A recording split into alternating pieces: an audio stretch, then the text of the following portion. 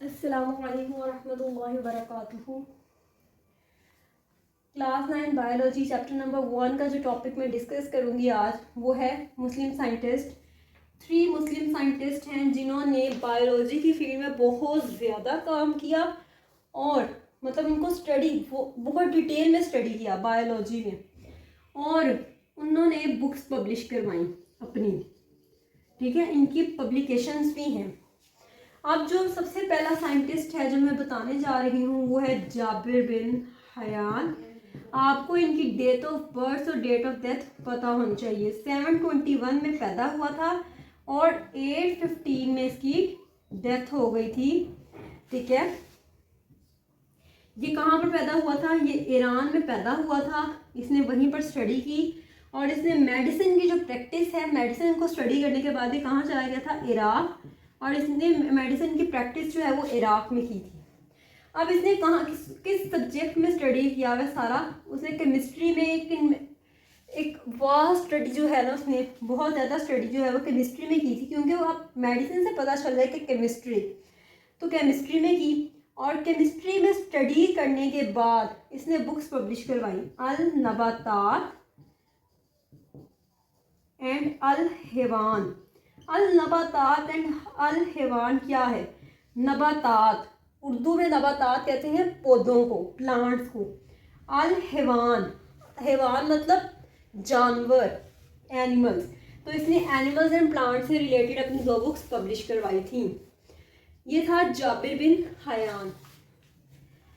अब इसके बाद आ जाता है साइंटिस्ट है, वो है अब्दुल मालिक अस्मी। अब्दुल मालिक अस्मी जो है ये फर्स्ट मुस्लिम साइंटिस्ट था।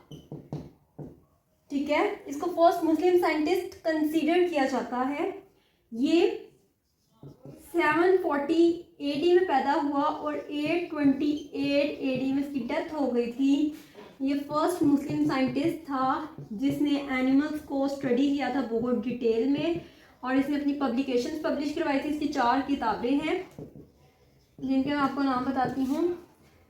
ये animals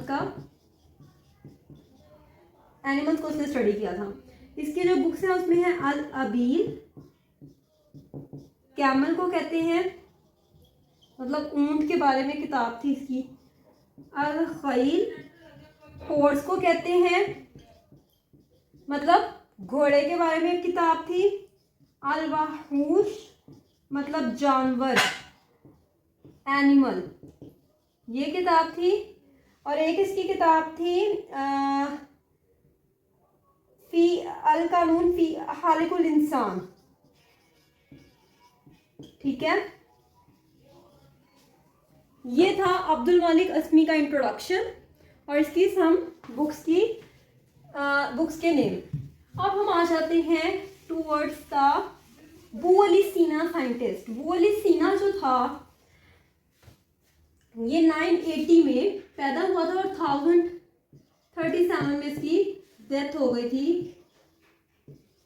date of birth, date of death याद रखनी है क्योंकि ये एमसीक्यूज के पॉइंट ऑफ व्यू से बहुत इंपॉर्टेंट है।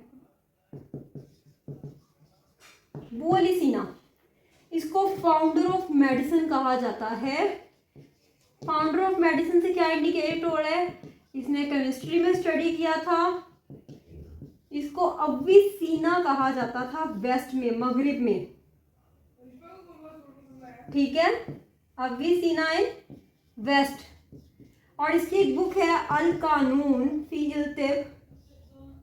अल कानून फी इल तिब जो है इसकी बुक है, जो कि